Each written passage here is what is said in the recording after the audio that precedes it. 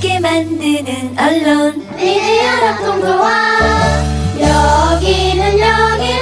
여기는 국민TV. 함께 만드는 언론 미디어 협동조합. 여기는 국민TV.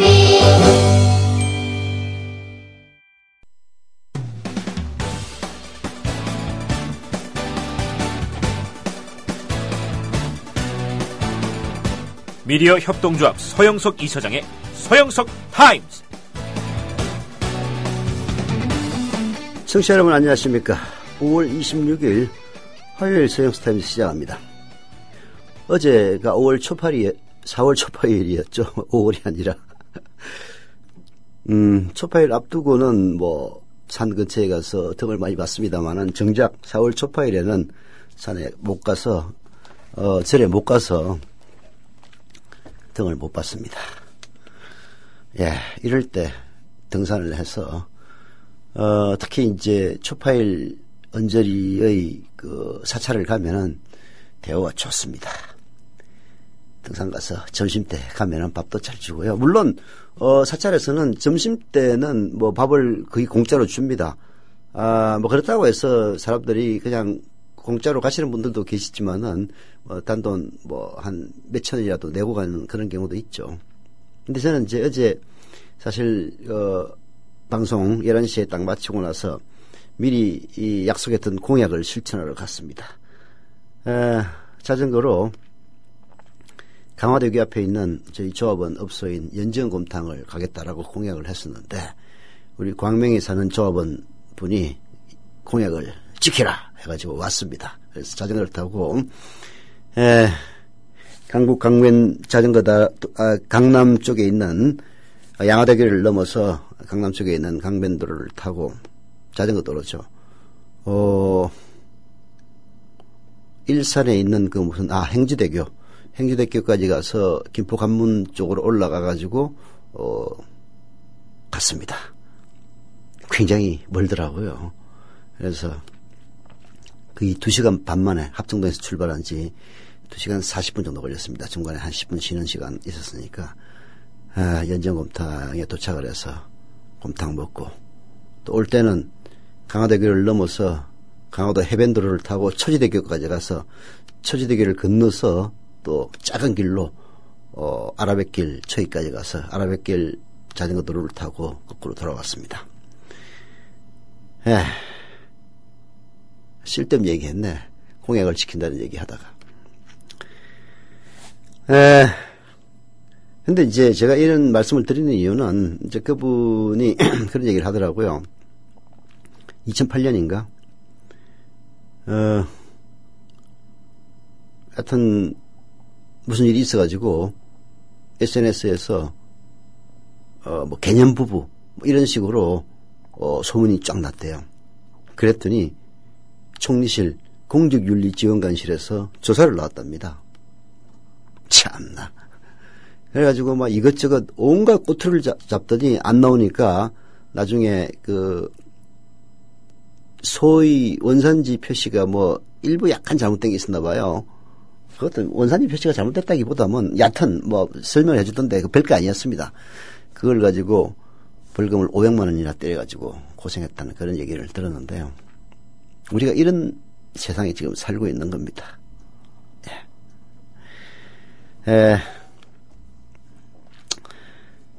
여튼 공약은 지켰습니다. 또 혹시 또 이 방송 때문에 불이익을 받지 않기를 바랍니다.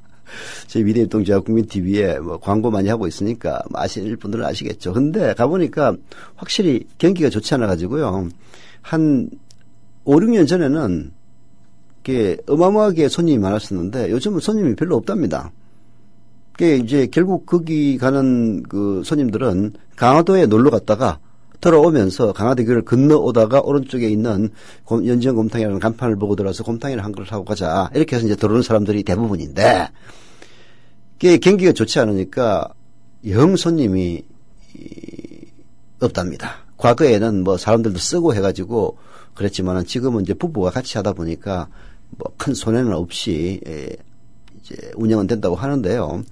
여튼 그 사람들의 주머니에 돈이 없는 것만은 분명한 사실입니다. 이러면서 이 체감 경기가 이명박근혜 들어와서 굉장히 나빠졌다. 그러면서 그분 얘기는 어떻게 자영업을 하는 사람들이 이명박근혜를 지지할 수 있느냐. 자기는 도저히 이해가 안 간다. 그런 얘기를 하더라고요. 근데 뭐 사람들이 이 경제가 어려워졌다고 해서 그것이 정권의 잘못이라고 생각하는 경우가 드뭅니다. 그 정도로 생각을 하려면은 머릿속에 좀 뭔가 깨어있는 의식이 있어야 되는데요.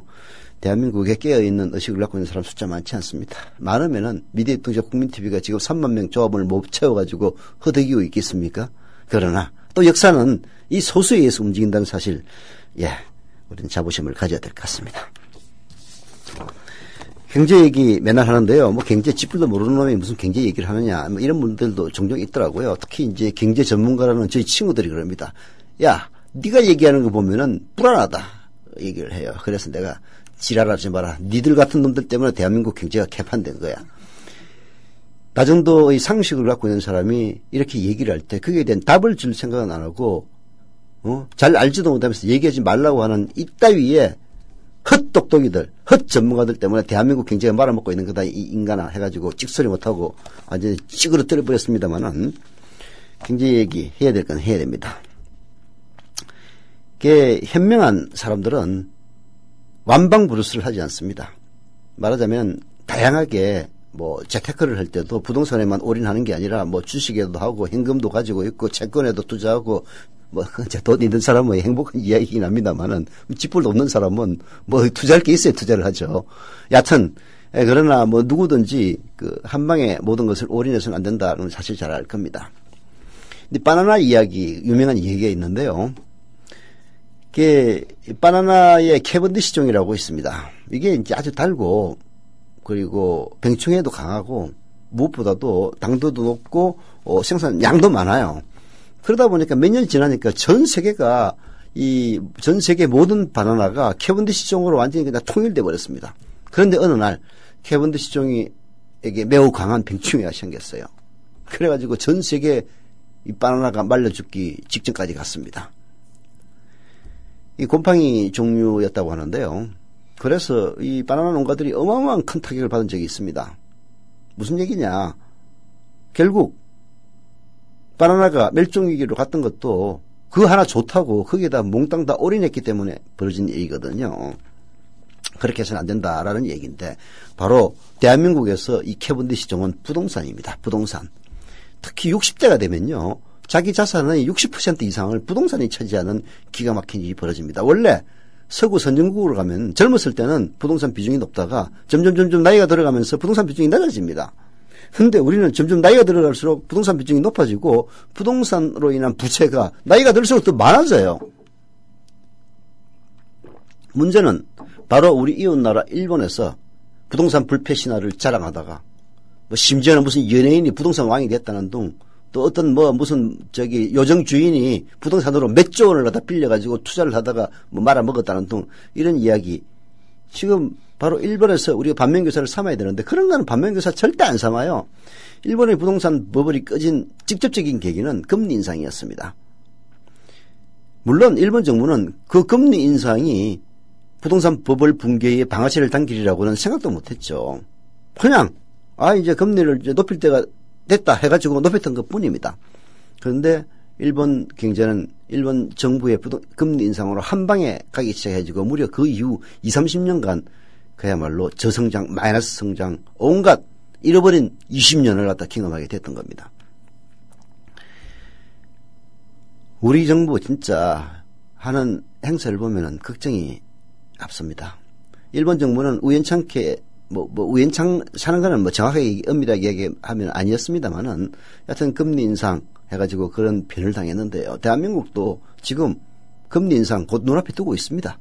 미국이 9월 달에 금리를 인상하면 우리도 10월, 11월경에 금리 인상 안 할 수가 없습니다. 제가 늘 말씀드리지만은, 금리를 미국 정부가 인상하게 되면 미국의 채권 금리가 높아지게 되고 미국의 채권 금리가 높아지면은 대한민국 채권에 투자하고 있는 사람들이 전부 미국으로 도망가게 되어 있습니다. 왜? 한국은 채권의 안정성이 적기 때문에 금리가 미국보다 훨씬 높습니다. 그래서 그 위험을 무릅쓰고 그럴 위험까지 감안해서 한국 채권에 해외에서 많이 투자가 되고 있습니다. 그런데 미국이 금리를 인상해서 채권 금리가 높아지면 한국에 투자할 이유가 없는 거예요. 미국은 한국보다도 수백 배 안전한 나라이고 적어도 경제에 관한 그리고 금리까지 높으면은 그야말로 외화 유출 러시가 일어나게 됩니다. IMF 별거 아니에요. 외국인들이 이 은행이나 주식시장에 있던 외화를 갖다 빼내갔기 때문에 일종의 뱅크런이죠. IMF 사태가 벌어졌던 겁니다. 우리도 금리 인상 곧 코앞에 두고 있는데요. 이것이 큰 불행의 출발이 되지 않기 위해서는 정부가 근본적으로 정책을 제고하고 그리고 그런 시대에 대비하는 그런 정책을 펼쳐야 되는데 하는 꼬락서니 보면은 참 걱정이 앞섭니다. 앞선다고 해서 무슨 얘기를 하겠습니까만은 그래서 제가 늘 말씀드리는 게 이번에는 정말 정권 교체를 해야 된다고 생각합니다.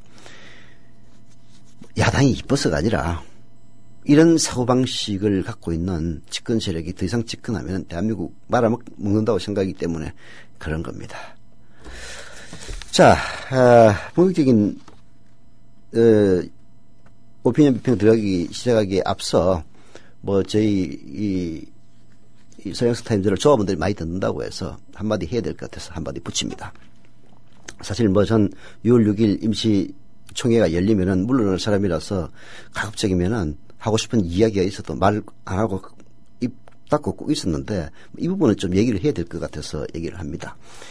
사내에 무슨 문제가 있어가지고 대자보를 붙이고 그 대자보를 떼는 사태가 벌어졌습니다. 그래서 대자보를 뗐던 당사자인 조상훈 사무국장이 욕을 먹고 있는데요.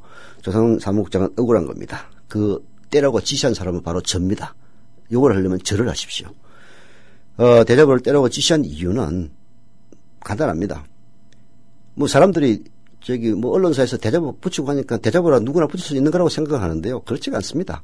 대자보라는 것은요, 쉽게 얘기해서 정상적인 대화가 안 될 때, 어떤 노력에도 불구하고 대화를 거부하거나 무시할 때 대자보를 붙이는 겁니다. 우리가 시위를 하면서 불법을 저지르는 이유는 그래서 불법을 저질렀다고 온갖 핑계 대가지고 벌금 때리고 하는 일이 일어나지 않습니까? 합법으로 안 되기 때문에 그러는 겁니다. 대자보를 붙이는 것은 합법적인 의사소통이 안 될 때 대자보를 붙이는 겁니다. 그런데 저를 잘 아시는 분은 그러겠습니다만은 저한테 와서 얘기하면 대화 안 되는 척이 없습니다. 실제로 이 일이 있고 나서 임직은 대화를 했어요. 임직은 대화에서 거의 진상이 다 드러났습니다. 다만 공식적인 진상조사를 명했던 조상훈 사무국장이 이사 후보로 출마를 하는 바람에 지금 조사가 중단돼 있어서 그렇지 이미 진상은 다 드러났어요. 이런 식으로 대화가 충분히 가능한데도 불구하고 전혀 대화의 노력을 하지 않고 대자보부터 붙였기 때문에 떼라고 했던 겁니다. 말하자면은 대자보를 떼는 행위는 소통을 단절시키기 위해서 대자보를 떼라고 한 게 아니라 아예 그 13명의 직원들이 저희에게 대화의 어떤 노력도 하지 않고 다짜고짜 대자보를 붙였기 때문에 제가 떼라고 지시를 했고 조상훈 국장은 저희 지시를 이행한 것뿐이기 때문에 욕을 하려면 조상훈 국장을 욕을 할 게 아니라 저를 욕해 주십시오. 그 부분은 분명히 해야 될 것 같아가지고 제가 말씀을 드리는 바입니다. 대자보 당연히 붙일 수 있죠.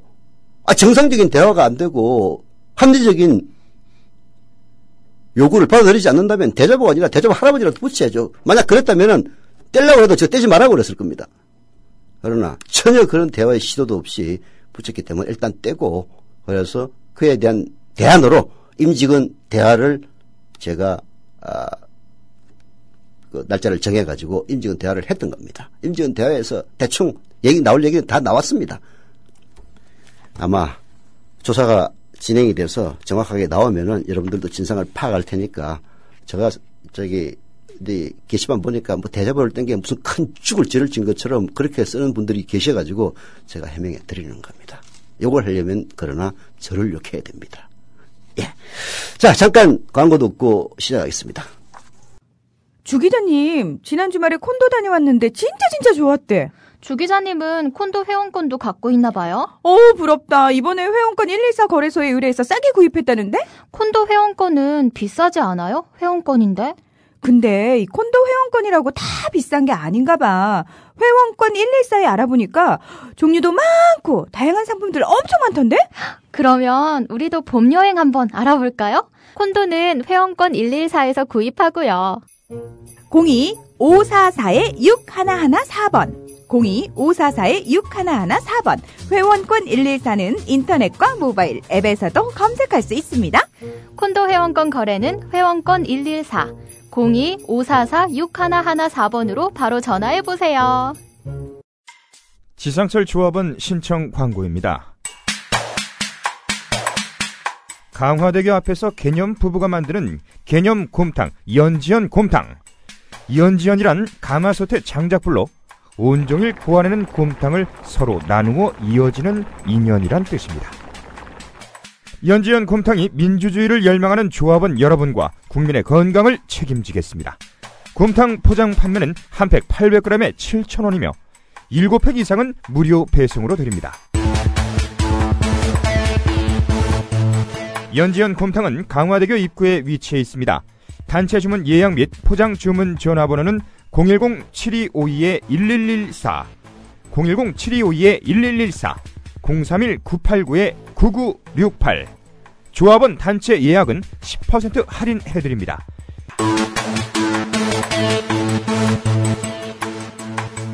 포장 판매 금액의 10%는 국민TV 후원금으로 쓰입니다. 네. 예, 뭐, 그런 회사 내부 이야기를 서영석 타임즈에서 얘기하게 돼서 좀 죄송하긴 한데요. 아니, 뭐 또 그러더라고. 어떤 조합원분들이 서영석 타임즈 조합원들 제일 많이 듣는데, 비조합원이 많이 들어야지. 그래서, 말씀을 드리는 거니까 양해해 주시고요. 방송 제작에 관여하는 직원 13명이 붙인 대자보는 내부적인 문제였습니다. 조합의 뭐 방향이라든지 여기에 대한 이의 제기는 아니었고요.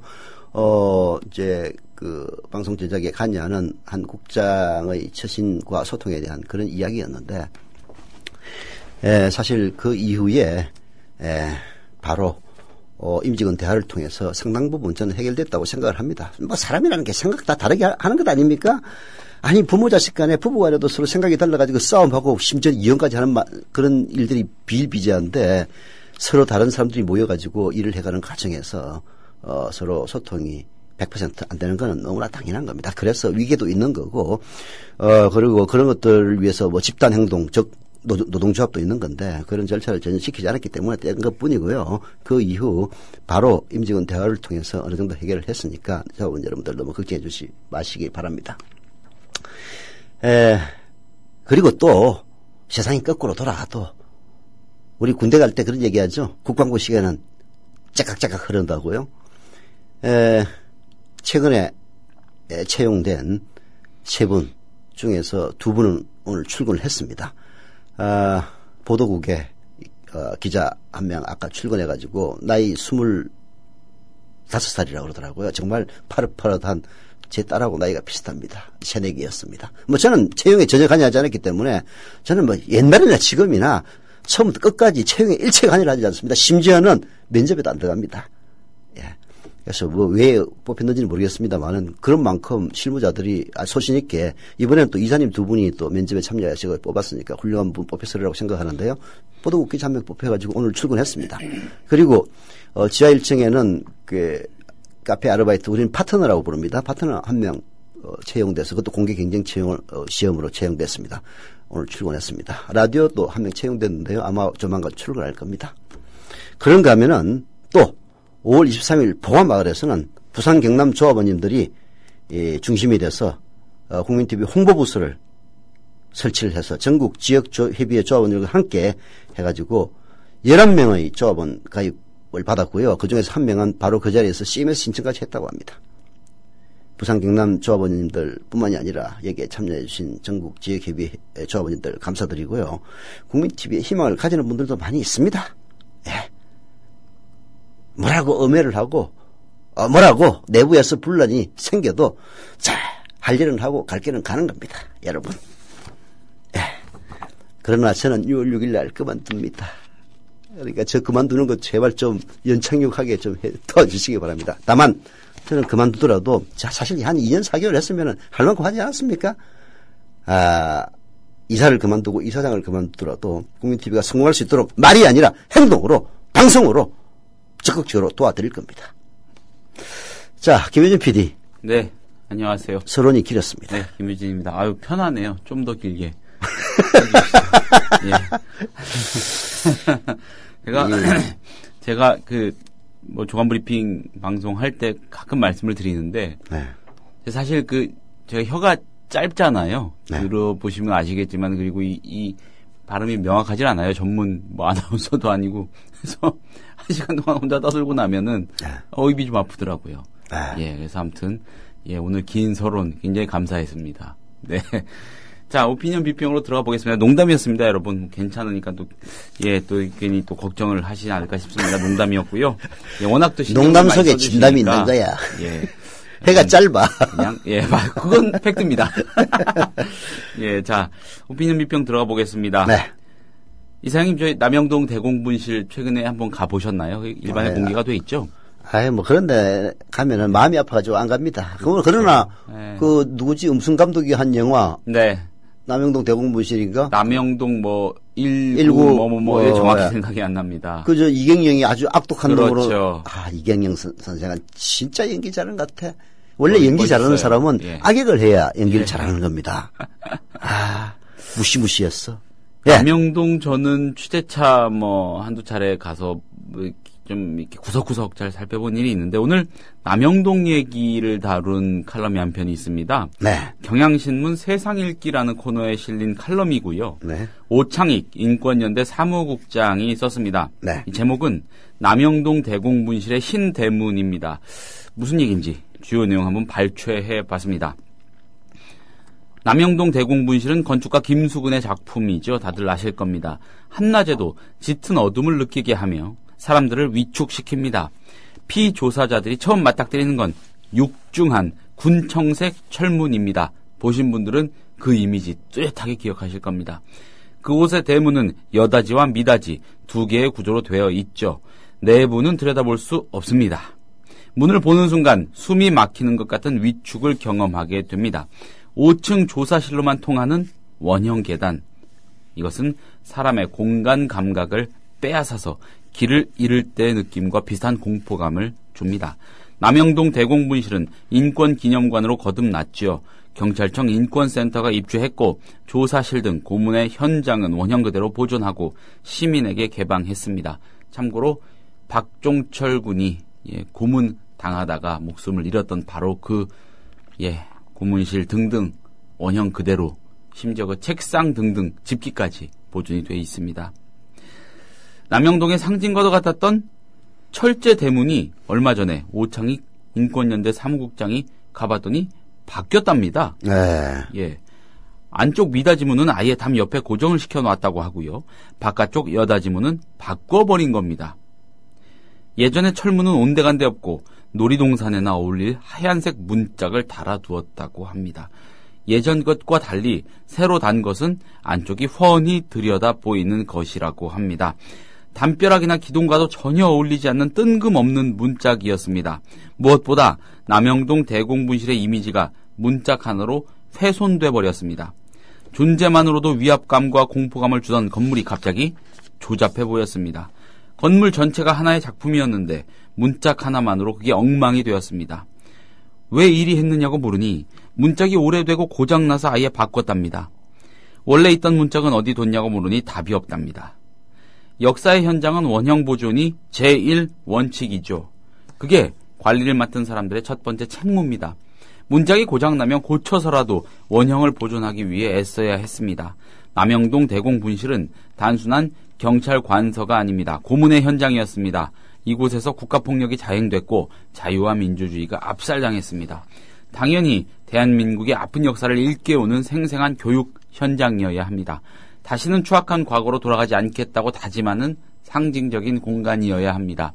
그러니 문짝 하나, 벽돌 한 장이라도 원형 그대로 보존돼야 합니다. 온전히 보존하며 온전히 기억해야 할 곳이죠. 바로 그 예전에 그 육중한 철문이 원상 복구돼야 하는 까닭이라고 오창익 사무국장이 촉구하면서 글을 맺습니다. 참 아이러니입니다. 예. 거기에 피해를 입었던 사람은 은행을 보존하라 그러고 가해자였던 놈들은 어떻게든 묻으려고 은행을 훼손하고 있고 이거 얼마나 웃기는 아이러니입니까? 예, 이런 거죠. 추악하고 더러운 과거를 갖고 있는 사람들은 그 과거를 계속 지우려고 합니다. 그렇잖아요. 자랑스러운 과거를 갖고 있는 사람이 지우려고 하지 않습니다. 절대로. 왜 뉴라이트라든지 왜 친일파의 잔재들이 근대사를 부정하고 그리고 일제의 잔악한 행사를 자꾸 숨기려고 합니까?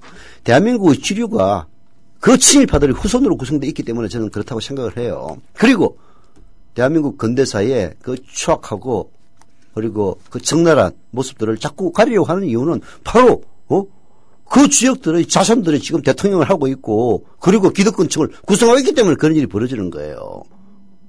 만약에 나치가 완전히 청산이 안 되고 독일의 상층부를 구성하고 있다고 생각을 해보세요. 그러면은 아우슈비츠 수용소 보존하고 싶어지겠습니까? 자기들의 죄악의 그야말로 악업의 현장인데 어떻게든 없애려고 할 거 아닙니까? 똑같은 거예요. 똑같은 거. 참 안타깝습니다. 오창익 사무국장의 지적이 그걸 가지고라고 할 수도 있겠지만 그건 결코 그렇지 않은 게 그냥 상징이죠. 저도 가봤는데 그 군청색 철문 그거 거기로부터 시작이 됩니다. 그 이미지는. 그래서 그 위압적인 이미지를 우리가 직접 눈으로 목격함으로써 다시는 이런 위압을 통해서 그렇죠. 국민들을 압박하고 고문하는 일이 없어야 되겠다는 걸 느낄 수 있을 것 아닙니까? 놀이동산처럼 만들어가지고 뭐 어쩌라고. 그래서 옛날에 남영동 문실이 놀이동산이었다고 선전하고 싶은 거야? 나쁜 놈들. 거기 가보신 분들은 아시겠지만 아마 많이들 안 가보신 분들이 더 많이 계실 것 같아요. 네. 대곡문실 그 군청색 육정한 철문 안으로 들어가면은 건물이 있죠. 건물 중앙 현관문으로 들어가면 그냥 엘리베이터를 타고 5층 조사실. 바깥에서 5층을 바라보면은 그 부분만 그 창이요. 아주 세로로 길고 좁은 창들로 빼곡하게 채워져 있거든요. 그게 좀 고문실 창 아닙니까? 예, 그게 고문실 창이고 그게 특유의 그 위압감을 느끼게 할 수 있는 건축 기법이라고 해요. 밖에서 보기에. 그래서 아무튼 공식 중앙 현관으로 들어가면 그냥 계단이나 엘리베이터를 통해서 올라가게 되는데 그 피조사자들은 보통 머리에 이 수건 씌워가지고 끌고 가는 조사자들은 글로 안 데리고 가는 거죠. 거기를 지나쳐서 건물 그 측면이라고 해야 되나요? 가면은 문이 하나 또 있어요. 거기는 딱 문을 열고 들어가면은 철제 원형 계단이 배치가 되어 있습니다. 원형 계단을 타고 그 울리는 발자국 소리를 들으면서 5층 조사실로 직행하는 건데 굉장히 오묘한 게 원형 계단이면요. 조금만 틈을 두고 지으면은 그 밑이 보이잖아요. 가운데 구멍으로. 밑에서 누가 올라오고 있구나. 위에 누가 올라가고 있구나. 눈으로 확인할 수가 있는데 아주 교묘한 게 그 틈이 없어가지고 소리로만 들리고 눈으로 확인이 안 돼요. 예. 저겠지. 남영동 대곡문실에도 경찰들이 근무를 하고 있을 거 아니에요. 예. 근무하고 있는데 거기다가 수갑 채워가지고 얼굴에 두건 씌워서 끌고 갈 수 없으니까 뒤에다가 그 은행 철제 계단 만들어가지고 올렸겠죠. 근데 그게 이제 아마 그것도 사람의 위압감을 조성하기보다는 공무원들이 그렇게 오묘하게 생각 안 합니다. 그게 김수근 선생의 작품이잖아요. 이 남영동 대곡문실 이 건물이 김수근 선생의 대표적인 작품 중에 하나죠. 건축가 김수근 선생. 그래서 김수근 선생이 그걸 용도를 알고 설계했냐, 모르고 한 거냐, 그냥 용역 받아서 한 거냐, 그걸 두고는 알고 했겠네. 여전히 논란이죠. 확증할 수는 없으니까. 그런데 그래야 지가 얘기 안 하고 죽었으면은 알 수가 없지. 근데 그러면 5층으로 왜 뒤에 직행하는 그게 비상계단이라면은 각 층마다 다 구멍이 있어야 될 거 아니에요.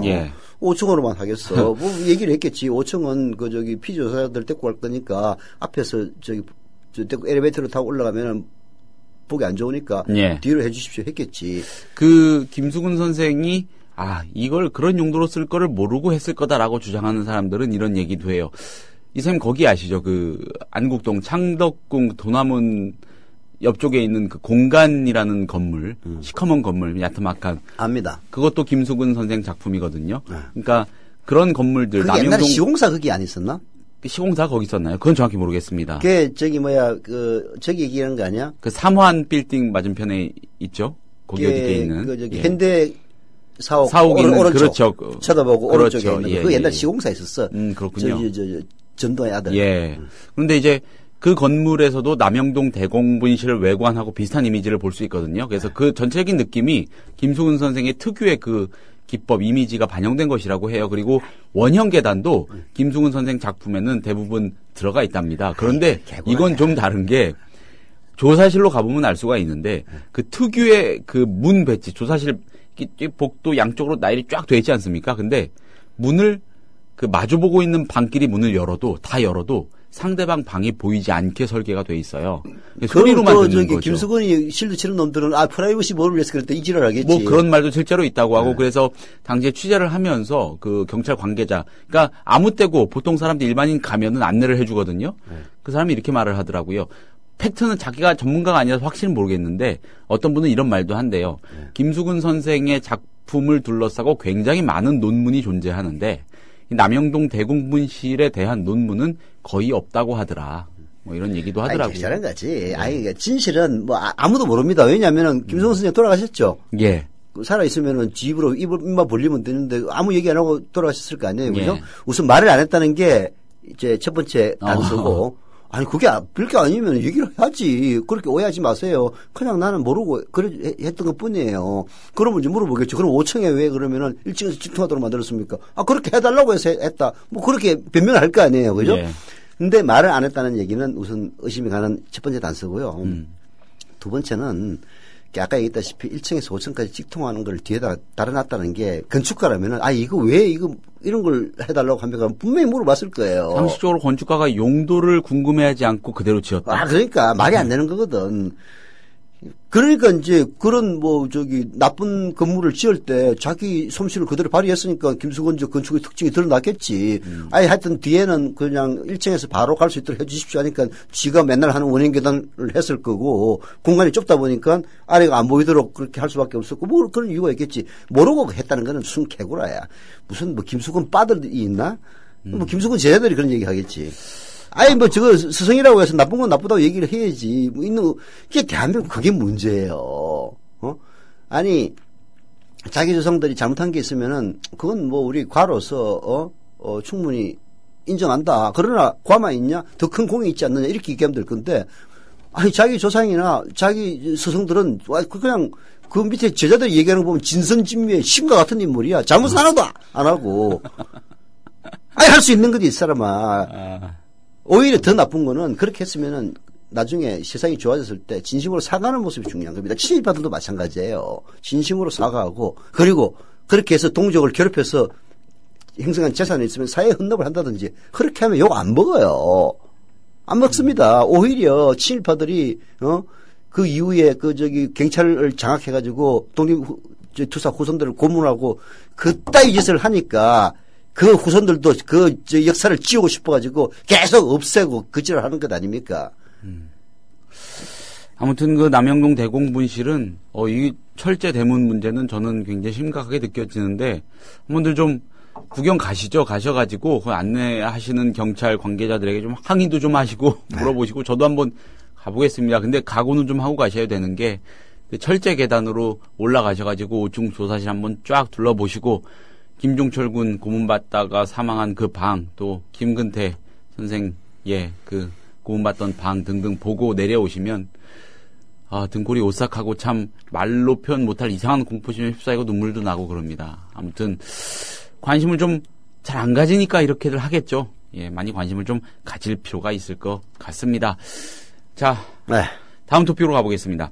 경찰이 개인의 스마트폰 속 내용을 모두 들여다볼 수 있는 소프트웨어 프로그램을 올 가을부터 전국 일선 경찰서에 보급할 계획이라고 합니다. 범죄 피해자, 목격자, 신고자의 동의가 있으면 압수수색 영장 없이도 당사자의 스마트폰에 담긴 온갖 정보를 바로 검색, 추출, 인쇄할 수 있게 하겠다는 것입니다. 현대 한국인은 생활의 대부분을 스마트폰과 함께 합니다. 그런 사생활 하나하나를 경찰이 언제든 쉽게 들춰볼 수 있게 되면 통신 비밀과 사생활의 자유는 금세 허물어집니다. 빅브라더가 감시 지배하는 경찰 국가의 모습과 다름없습니다. 조지 오웰의 예언은 2015년 대한민국에서 구현되고 있는 것 같습니다. 보수 언론들은 뭐 예. 얘기 안 하나? 자식들은? 아니 옛날에 노무현 시대 때 행정자치부에서 전자주민등록증 추진하면서 거기에 의료보험 정보 집어넣겠다고 그랬더니 온갖 지랄을 하면서 개인의 예. 사생활 침해라고 예. 지랄을 다 했잖아. 이거 경찰 하는 걸 보면 아주 그냥 기거품 물고 그냥 부르르 떨다가 뒤로 자빠져야 목을 안고 자빠져야 정상이지. 예. 한결의 사설로 한번 가보겠습니다. 박근혜 가면 괜찮은 거야? 스마트폰 통째 보겠다는 경찰 국가 발상. 경찰은 신속한 수사의 필요성과 당사자의 편의라는 명분을 앞세우고 있답니다. 지금처럼 절차대로 처리하거나 장비가 있는 지방경찰청에 분석을 의뢰하면 시간이 오래 걸리고 당사자도 불편하다는 것이죠. 눈 가리고 아웅하는 핑계라고 한겨레는 꼬집고 있습니다. 스마트폰 분석 작업을 할 때는 필요한 정보만 빼내는 것이 아니라 스마트폰 안에 든 모든 정보를 경찰 컴퓨터에 복사한 뒤 다시 분류해서 찾는 절차를 거치게 됩니다. 통화 내역, 사진, 동영상, 문서 파일 등은 물론 사회관계망 서비스에서의 대화 내용까지 통째로 경찰이 확보해 들여다볼 수 있는 겁니다. 당장은 범죄 피해자나 목격자 등이 한정하겠다지만 경찰이 프로그램 적용 대상을 함부로 확대할 위험은 언제라도 있습니다. 일선 경찰 관서의 압박적 수사 환경과 관행에선 법률 지식이 부족한 사람 등에게 동의를 강요하며 마구잡이로 프로그램을 들이댈 것이라는 우려도 큽니다. 통신비밀보호법 등은 통신 대화의 비밀과 자유에 대한 제한은 제한적으로 엄격한 법적 절차를 거치도록 정합니다. 국가기관이 개인 휴대전화에 든 정보에 접근하려 한다면 영장이 필요하다는 것은 이런 원칙의 당연한 결론이겠죠. 그런데 법적 통제장치 없이 일선 경찰이 임의로 스마트폰을 들여다볼 수 있도록 하겠다는 것은 매우 위험한 발상입니다. 그렇게 얻은 증거가 법정에서 제대로 인정받을지도 의문입니다. 말도 안 되는 얘기예요, 한마디로. 요즘은 휴대폰으로 결제까지 다 합니다. 공인인증서도 다 들어있어요. 예. 그렇지 않습니까? 그렇죠. 인증서도 들어있죠. 공인인증서 다 들어있지. 휴대폰으로 결제하는 사람들, 젊은 애들은 뭐 거의 다 휴대폰으로 하고 있고. 예. 그리고 또 30만 원 이하에 요즘 20만 원 줄였더라. 내가 신용이 들어있어서 그런가? 20만 원 이하의 경우에는 휴대폰으로 소액 결제 됩니다. 예. 각종 페이 서비스도 있고요. 그렇죠. 예. 아니, 그래서 사실은 휴대폰이 단순히 전화기 역할을 하는 게 아니에요. 이제는 개인의 사생활이 집약되어 있는 곳입니다. 또 한 가지. 네. 대부분 요즘은 신용카드 결제하는 거 네. 문자로 받고 스마트폰으로 딱 정리해서 정리된 서비스를 받을 수 있잖아요. 그렇죠. 그 기록 다 남아있죠. 그러니까 한 인간의 모든 행위가 다 들어가 있는 거예요. 그걸 갖다 싹 복사해가지고 보겠다는 게 그게 말이 되는 얘기야. 그거야말로 영장 없이는 절대로 해서는 안 될 일이지. 그렇죠. 영장 받아가지고 하면 될 거 아니야. 이 자식들이 지들이 불편하고 귀찮다고 이렇게 해가지고 슬쩍 한 다음에 그다음부터 지 맘대로 하겠다는 거 아닙니까? 그리고 그 사람의 그 사회관계망 서비스에 쫙 봐가지고 대화 내용이 좀 자기들 보기에 이상하다 싶으면은 위험 리스트에다 이름 딱 집어넣고 전화번호 딱 해놓으면 감시 대상이 되는 거예요. 그러고서 그냥 감시 대상이 되는 겁니다. 아이 박근혜 씨벌 이렇게 썼으면 이 새끼 국가원수 모독하는 자 위험인물 등급 B 해가지고 할 수도 있는 거란 말이에요. 그러니까 뭐 예전에 그 카카오톡 수사 열람 문제로 논란이 됐을 때 텔레그램이라는 메신저로 많이들 갈아타셨잖아요. 네. 그런데 그런 것도 소용이 없게 됐습니다. 이렇게 쉽게 경찰이 이걸 그냥 통째로 접근할 수 있다면은 열어서 보면 되는 거 아닙니까? 뭐 그건 아닐까요? 글쎄요. 뭐 경찰 여기 나온 설명대로라면은 그것도 가능할 것 같은데, 그러면 굉장히 큰 문제는 뭐 특정인 근거가 있어서 그럴 만한 사람이라서 살펴본다고 치면은 그 사람과 접촉한 대화 나눈 사람들의 그런 것까지도 다 드러나는 거 아닙니까? 그렇죠. 이게 설사 사전 감청 영장을 발부받는다 손 치더라도 지금 문제가 되는 것은 전부 다 데리다 보니까 문제가 되는 거 아니에요. 그런 판인데 이제는 경찰이 필요하면 아무나 붙잡아가지고 사용자 동의를 얻었다는 얘기 한마디만 하나로 그 인간의 모든 걸 갖다 다 뒤집어서 싹 추출해가지고 하나 따져보겠다는 것 아닙니까? 그렇죠. 이 사람 머리 뚜껑을 여는 거랑 똑같은 건데. 아이, 씨발, 참나. 그렇게 해가지고 자기 친한 놈하고 동생에 대해서 얘기를 했어. 야, 난 동생이 괜찮다고 생각한다. 그러면은, 야, 동생애자. 그렇게 분류될 거 아니야. 예. 자, 그리고 음란 동영상 파일을 갖다가 다운로드 받아 갖고 있는 사람들 전부 다 지우세요. 아, 이거 진짜로 만약에 이렇게 되면 이거 인격 파탄나는 거죠. 네. 그 사람은 네. 공권력에 의해서. 그렇지 그렇죠. 않습니까? 그렇게 해가지고 또 인간들이 그래요. 경찰이 야금야금 써먹으면은 예. 또 그게 부하내동해가지고 또 지랄 연병을 또 떨어. 참, 그러니 히틀러가 독일 민족을 그렇게 갖고 놓은 거야. 그때는 라디오가 요즘으로 치면은 유일한 매체였으니까. 만약에 이거를 압수를 당해서 털린다면, 스마트폰 털린다면은, 글쎄요, 이미 죄가 확정되기도 전에 굉장한 사실상의 징벌을 받는 셈이잖아요. 거기에다가 또 사법 절차는 절차대로 밟을 거 아닙니까? 그리고 또 흘리기 좋아하는 예. 씨발 남자는 물 흘리지 말라고 그랬는데 인간들은 어떻게 흘리기를 그렇게 좋아해? 흘려가지고 인간 완전히 그냥 파탄자로 만들어 놓을 거 아니에요. 예. 그거 감수하고 싶으면은 오케이 하시고 싫으면은 노 하세요. 이제는 별로 얘기하고 싶은 생각도 없다. 아이고. 이게 법 절차를 정확히 모르겠습니다만은 이거는 당국이 이렇게 정하면, 정부가 이렇게 정하면 되는 건지, 의회가 어떻게 제재할 방법은 없는 건지 참. 이거 안 될 거예요. 이렇게 하면 일단 보도가 되기 시작하면은 예. 사람들이라는 게 날 다 들여다본다고 가능성만으로 그냥 반대 의사를 표명하기 때문에 성사는 안 될 것 같긴 한데 끊임없이 이런 시도를 할 겁니다. 끊임없이. 예. 정말 치가 떨립니다. 어이가 없어요. 한마디로 도대체. 예. 이 정권은 이명박 때 이미 그 전조를 보였습니다만은 예. 박근혜 정권 들어서도 조금 더 기대를 배반치 아니하고 기대를 배반한 정도가 아니지 훨씬 더 업그레이드 버전으로 사람의 길을 차게 만들고 말문을 닫게 만듭니다. 예, 그렇습니다. 자, 다음 토픽으로 한번 가보겠습니다. 이거 좀 논란의 소지 여지라고 해야 될까요? 네. 그럴 것 같은데 한국일보의 사설을 좀 골라봤는데 네. 비판적으로 한번 바라보자는 취지였습니다. 자, 지난 23일 고 노무현 전 대통령 6주기 추도식장에서 벌어진 돌발 사태의 여진이 좀처럼 가라앉지 않고 있다고 한국일보는 보고 있습니다. SNS 등에서는 노 전 대통령의 아들 건호 씨가 유족 인사말을 통해 작심하고 김무성 새누리당 대표를 면박한 것과 비노계 야당 인사들이 당한 물세례와 욕설, 야유 봉변을 놓고 날선 공방이 연일 이어지고 있죠. 불기 2559년 부처님 오신 날 휴일을 맞아 불교계를 중심으로 울려 퍼진 화해와 화합, 자비의 목소리를 무색하게 한 우리 사회와 정치권의 현주소라는 게 한국일보의 일종의 총평, 이번 논란의 총평입니다. 사설 보겠습니다. 당연히 한국일보 사설입니다. 노 추도식서 재확인된 우리 정치의 암담한 민낯. 권력이 아버지를 죽음으로 내몰았다고 생각하는 건호 씨의 분노를 이해 못하는 바는 아닙니다. 특히 지난 대선 때 남북 정상회담록을 근거로 노 전 대통령이 NLL 포기 발언을 했다는 주장에 앞장섰던 김무성 대표에 대해 감정이 격했을 법합니다. 하지만 원한 관계였다 해도 장례식이나 추도식에 온 사람에게 상주가 예를 갖추는 게 우리 정서요 문화라고 한국일보는 지적을 합니다. 물론 김무성 대표에게도 문제가 없다고 할 수는 없겠죠. 문제가 있으면 있는 거지. 없다고 할 수 없다는 건 또 무슨 얘기야.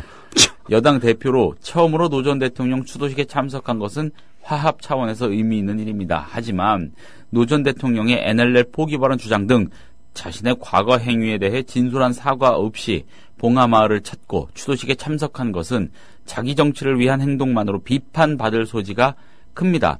진정성이 느껴지지 않는 화해의 손길은 오히려 안 내미는만 못하다는 것이죠. 문재인 대표는 추도식 현장에서 건호 씨의 격한 인사말을 제지하지도 못했고 비노계 야권 인사들의 봉변도 막지 못했습니다. 이날 소동의 부담은 고스란히 친노 수장인 문 대표에게 돌아갈 수밖에 없다고 한국일보는 지적을 하네요. 문재인 대표는 김상곤 전 경기도 교육감을 당 혁신위원회 위원장으로 영입하고 전권을 부여하겠다고 밝혔습니다. 하지만 노 전 대통령 추도식장에서 더욱 분명해진 친노 비노 갈등에 비춰 당 쇄신 작업이 잘 될지 의문이라는 게 한국일보의 생각입니다. 이번 사태에서 문제의 핵심이 어디에 있는지 분명하게 깨달아야 한다고 촉구하는 것으로 아니 이게 또 웃기는 얘기야. 친노가 존재를 해야 친노와 비노의 갈등이 있는 거지. 이게 무슨 친노 비노의 갈등입니까? 이건요 이게 물세를 받은 인간들이 존재하는 것으로 비노는 분명히 존재합니다. 예. 비노는 뭐냐면은 노무현의 반대편에 서 있음으로써 자기 기득권을 유지하려는 세력들은 분명히 존재를 해요. 그럼 노무현의 편에 서가지고 뭔가를 해먹겠다는 인간들이 존재해야 친노가 되는 것 아니야. 예를 들어서 정청래가 와가지고 애들한테 물을 뿌렸나? 누가 물을 뿌렸어요? 추도식에 참여한 시민들이 물 뿌린 것 아닙니까? 그럼 그 물 뿌린 놈 잡아가지고 그 당원인지 한번 조사해보라고 그래. 말하자면은 친노는 실체가 없고 비노는 실체가 있는 상황에서 자기 기득권 유지를 위해서 내가 얘기했잖아요. 그 원리. 문재인의 지지도가 올라가면은 얘들은 다 아웃입니다. 자동적으로 그렇게 돼요. 자기 목숨이 걸린 문제니까 없는 친노를 만들어가지고 문재인을 흔들어서 지지도를 떨어뜨려서 자기 살려고 하는 거란 말이에요. 그런 걸 사람들이 모를 것 같습니까? 다 알아요. 시민들이 와서 물 던지고 한 겁니다. 거기에 대해서 문재인 책임져라면 도대체 세상에 존재하는 모든 비노의 행위에 대해서는 문재인이 책임져야 되겠네? 도대체 뭘 어떻게 책임지라는 얘기야? 그걸 지지하다니. 아니, 김무성이가 사진 온다고 통보를 했어. 뭘 했어? 아무 소리도 없이 그냥 경찰들 끌고 온 거 아니야. 그러니까, 아니, 내가 노무현 대통령 아들이라도 그러겠다. 이런 촉같은, 아니, 선거 때 그렇게 말이야. NLL 대화록을 낭독을 하면서 그것도 순 엉터리 대화록을 낭독하면서 그렇게 돌아가신 분을 갖다 음해를 하더니, 추도식에 6주기에 참여한다고 사전 통보도 없이 경찰도 루루루 끌고 들어왔는데, 아이, 그래, 아이고, 감사합니다. 그렇게 얘기하란 말이야? 그래, 그렇게 얘기하고 있는 그 노고는 입을 갖다가 문재인이 가가지고 입을 막아야 돼? 말이라 되는 얘기를 해야지. 이걸 사설이라고 썼단 말이에요? 이거는 교원 영색입니다. 제일 좋은 거는 양비론이에요. 아, 그래. 뭐, 김은성이 너도 나쁜 놈이지만은, 아, 그렇다고. 그런 얘기를 하는, 니도 나쁜 놈 아니냐. 라는 식이 제일 쉽고 가장 있어 보이죠. 그따위 양비를 하지 말라고 그러세요. 아니, 그러면은, 문재인이 그러면은, 노고는 입을 갖다가, 쥐둥이를 갖다가 뒤틀어가지고, 야, 저기 손님한테 그런 얘기하면 안 돼. 그렇게 얘기하란 말이야? 그리고 물 던지는 시민들한테 쫓아가가지고, 왜 비로들한테 물 던지느냐고. 물 던지지 말라고. 그렇게 하란 말이야? 그럼 어떻게 막아요? 말이 되는 얘기를 해야 사설인 거지. 나는 논설위원들의 그런 위선적인 행태 제일 싫어합니다. 아니면 아니고 이면 거지. 그건 잘못했기 때문에 그런 결과가 벌어지는 것 뿐이에요. 그렇게 잘못했다고 얘기를 해놓고 나서 그럼에도 불구하고 이지라고 자빠졌어. 네가 다 해라 하고 싶어요. 말이 되는 얘기를 해야지. 그러면은 노건호 씨가 추도사에서 그런 작심 비난을 한 거 자체는 뭐 그럴만 했다고 보십니까, 이 선생님은? 뭐가요? 노건호 씨가 추도사에서 그런 비난을 한 거. 그렇게 얘기할 수 있는 거지. 내가 그 아들이라도 그러겠다. 아니, 사전에 다른 사람은 몰라도요. 김무성이나 홍준표가 오려면은 사전양해를 구해야 됩니다. 왜냐하면 홍준표는 아방궁 운운해가지고 아니 대한민국 국민들 다 가보라고. 그게 무슨 아방궁이야. 지랄 연병을 한 거지 그때는. 사람들 모르니까 거기에 진짜 엄청난 뭐가 있는 모양이다 그렇게 생각했던 거 아니에요. 그래서 홍준표 얘기하는 거예요. 진짜 어처구니 없는 일이었죠. 나쁜 놈이 나쁜 짓을 했으면은 야, 미안하다. 그때 내가 선거 때라서, 뭐 이유가 있어서, 내가 뭘 잘 몰라서 이렇게 얘기했는데, 진짜 미안하다. 그러나 이번에, 죄를 사죄하는 의미도 있고 해서 이번에 가겠다라고 사전에 조율을 했으면은, 뭐 오라고 하든지, 오지 말라고 하든지, 뭔가 얘기가 있을 거 아니에요. 김무성도 마찬가지지. 대통령 선거 때 그렇게 뭘 들고 해놓고, 자기 나중에 찌라시라고 얘기하는 이따위 인간이 여당 대표라고 앉아가지고, 오겠다고, 사전 통보라도 하고 조율을 했으면은, 말도 안 해. 그냥 무대표로 들이대는데 그러면은 그 아들이 가만히 있었어. 아이고 감사합니다 얘기해야 돼. 야, 그 한국일보 논설위한테 묻고 싶어요. 너 아버지가 그런 일을 당해가지고 네가 아들인데 그 원수가 찾아왔으면 아이고 그래 감사합니다. 그 얘기하겠냐고. 사람이 역지사지를 해야지 말이야. 남의 일이라고 그렇게 얘기하면 안 돼요. 김무성 대표가 자꾸 가요. 여기저기. 뭐 봉하마을 추도식도 그렇고 호남도 잘 가고요. 그리고 얼마 전이었던가요? 노무현 전 대통령하고 예전에 뭐 당직자로 같이 일했던 일화 뭐 이런 걸 수뢰하기도 하고 뭐 참 존경하는 서민 대통령 뭐 참 멋진 인생이셨습니다는 방명록도 쓰고 근데 뭐 예전 NLL 대화록 사건이나 등등은 사과는 하지 않았지만 아무튼 그렇게 해요. 이제 대선 주자로 스스로를 완전히 인식하는 걸까요? 그렇겠죠. 그런 식으로 겉다라고 속다른 행위하면은 지금 일시적으로 그게 뭐 문재인 지지도가 1위라는 것도 의미가 없듯이 김무성 지지도 1위라는 것도 아무 의미가 없는 겁니다. 다만 이런 거예요. 내가 얘기했잖아. 거의 50대 50이라고 봐. 예. 우리 사회에 그렇게 분열돼 있습니다. 그게 이 정권이 개 같다고 느끼는 사람이 50 있는가 하면은 그 개 같다고 생각하는 사람을 개라고 생각하는 사람이 한 50% 돼요. 그 50% 되는데 그 50%는 되는 놈을 밀어주는 겁니다. 그래서 처음에는 뭐 안철수가 우세했다가 박원순 우세했다가 문재인 우세했다가 또 뭘로 바뀔지 몰라요. 예. 이 이야기가 여권에도 마찬가지로 적용이 되는 겁니다. 다만 이제 여권에서는 새 인물이 없어요. 그래서 김무성이 다소 우세합니다. 근데 워낙 저는 김무성이 감이 아니기 때문에 지금까지 못 떴다고 봐요. 저는 감이 아니라고 봅니다. 김무성이 들으면 섭섭해할지 모르겠지만 아이 씨발 내가 보기엔 감이 아닌데 그럼 감 아닌 놈을 감이라고 얘기할 수는 없는 거 아니야. 난 아니라고 생각하는데 여하튼 그러면 김무성이 감이 아니면 다른 놈 있어야 될 건데 없어. 정몽준을 할 거야. 오재원을 할 거야. 김문수를 할 거야. 다 검증받아가지고 아니다라고 판정이 난 사람 아니야. 그래서 반기문 얘기가 끊임없이 나오는 거예요. 워낙 김무성이 아니기 때문에. 여하튼 뭐 이 어떻든 간에 뭐 일시적으로 뭐 김무성이 1위를 하든 뭐 문재인 1위를 하든 아무 의미 없는 거예요. 그 진영의 상징일 뿐입니다. 그렇게 보시면 돼요. 그래서 뭐 그러다가 이제 이니시티브를 진 사람이 쫙 갈 수도 있겠지. 그건 아무도 모르는 거야. 뭐 김무성이 후보가 될 수도 있고 문재인이 안 될 수도 있고 누가 될지 그건 뭐 미래를 어떻게 알겠습니까? 여하튼 그런 상황에서 김무성이 자기가 뭐 대통령 후보로서의 1위 여권 1위 주자로서의 행보를 뭐 한다.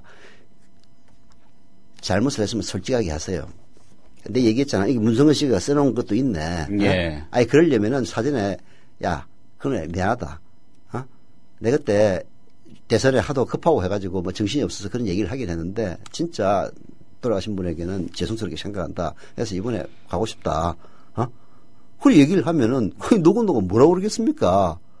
알겠습니다. 오십시오. 이게 했을 거 아니에요. 그런 얘기를 못하고 비겁하게 불쑥 나타난 거예요. 그것도 혹시라도 누가 해코지 할까 봐서 비너들한테 물세례 한 거 그걸 봐서 경찰 우르르 데리고 나타난 거란 말이에요. 그걸 갖다가 그러면 어느 집 아들이 장삼이사가 당해도 이런 욕을 할 판인데 그 정도를 가지고 지랄을 한단 말이야. 내 지랄한 놈들한테 얘기하고 싶지. 너가 아버지가 그런 일을 당해가지고 네가 아들인데 그 아버지를 돌아가시게 만든 그 원흉이 와가지고 그렇게 얘기하면 그래 아무 사전 통보도 없이 그냥 문 열고 조문하겠다면 나 하라고 그러겠다. 자기 생각을 해야지 말이야. 약간 옆길로 세워보자면은 네. 이제 대권 주자로서의 어떤 상징적인 의미에 국한해서 설명을 해주셨는데, 이게 좀 연결이 되는가 모르겠습니다. 그렇게 보자면은 어쨌든, 그 50대 50의 싸움에서, 누가 그거를 거머쥐고 전면에 나설 거냐, 그게 가려지는 과정일 텐데, 대선이 가까워 오면서요. 그렇게 보면 새정치연합에서 문재인 대표가 어쨌든 지금 야권에서는 어쨌든 가장 앞서 있는 주자인데, 박원순 서울시장 같은 경우에는 뭐 숫자 자체가 그렇게 의미 있는 건 아니지만 어쨌든 여론조사에서 그래도 뭐 10% 한 중반대 이쪽 저쪽을 계속 유지하면서 바짝 쫓아가 주고 있지 않습니까? 그런 구도가 야권 전체의 입장에서 보자면은 그래도 나쁜 건 아닌 것 같다는 생각도 드네요. 그렇게 떠받쳐주는 인물이 뒤에 또 대기하고 있다는 것도 그렇지 않을까요? 그렇죠. 근데 이제 우리나라에서 진보와 보수, 보수라고 생각은 안 합니다만은, 하여튼 지들이 자꾸 보수라고 하니까 나도 모르게 보수라고 그러는데, 여기 이제 실력 차이가 좀 있어요.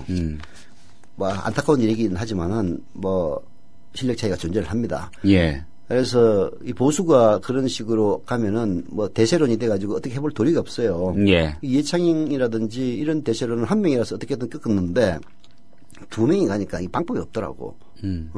이명박근혜. 그래서 그냥 악소리도 못하고 1000만 표 차이로 지고 말았는데 이해창 반발표까지 합쳐서 한 1000만 표 차이로 진 거죠. 그래서 정동영 선장도 할 말 없는 거예요. 사상 최대의 표차로 져놓고 뭘 정확하게 제기를 하지 마세요. 최소한. 아니 이제 뭐 예를 들어서 이런 기득권 정치는 도저히 안 된다 해가지고 진보 정치를 하겠다는 건 뭐 적극적으로 찬성인데 그러나 뭐 그런 얘기할 때 정권교체 오는 얘기를 하지 마시라고. 한 1000만 표 차려졌으면 그냥 머리 꼭 숙이고 들어가서 그냥 조용히 있는 게 제일 낫죠. 하여튼 그 사람을 위주로 자꾸 보니까 이런 문제가 생기는 거예요. 사람으로 보면 안 됩니다. 세력으로 봐야 됩니다. 세력으로. 세력으로 봐야 되고 저는 새누리당 새로운 세력이 지는 해라고 봐요. 그래서 그리고 봐요. 지금 저기 여권에 인물이 없지 않습니까? 오죽하면 김무성이야 일을 다 하겠어. 참. 지금 문재인 대표의 희망 스크럼 네. 구성 작업이 진행이 되는 것 같아요. 김상곤 위원장 세우는데 일단 성공을 했으니까 희망 스크럼 짜기 쪽으로 조금 고개를 돌리는 것 같은데 그 박원순 시장, 안철수 의원, 뭐 안희정 충남지사 등등이 같이 좀 힘을 합쳐줘서 우리 같이 나가자 이런 거 아니겠습니까? 근데 문재인 대표는요. 예. 버릴수록 얻는 사람입니다. 근데 중요한 거는 일부 언론에서는 천정배 의원도 거기에 들어가느냐 마느냐 뭐 이런 거를 좀 쟁점화하는 것 같더라고요. 그 좁쌀이 무슨 천정배 의원. 천정배 의원은 저는 저기 좁쌀이라고 생각합니다. 왜냐고 묻지는 마세요. 그런데 천정배는 거기 들어갈 기재가 못 됩니다. 천정배 의원이 무소속으로 예를 들어서 뭐 성남 중원에 나와서 떨어졌다면은 인정하겠어요. 예. 그 옛날에 그 정동영도 좁쌀이라는 걸 인정한 게 전재수 출마해서 당선된 것 아닙니까? 무소속으로 똑같은 길을 걷고 있는 천정배 무슨 그냥 완호고 댐이에요. 그냥 넘어가시죠. 아무튼 그렇습니다. 네. 한국일보 저는 그래도 한국일보 기사나 사설, 오피니언 꼼꼼하게 보는 편이거든요. 여전히 뭐 아니, 이 훌륭한 사람들이 신문인데 평소에는 잘해. 예. 그런데 친노 비노에 들어가면은 후무저 애들이 머리가 빠가야로 돼가지고 판단을 잘 못하더라고. 아니 솔직히 친노가 존재하는지 한번 물어보자고. 도대체 누가 친노냐고. 문재인을 제외하고 그렇게 패커를 휘두르는 친노가 누구냐고 이름 대봐.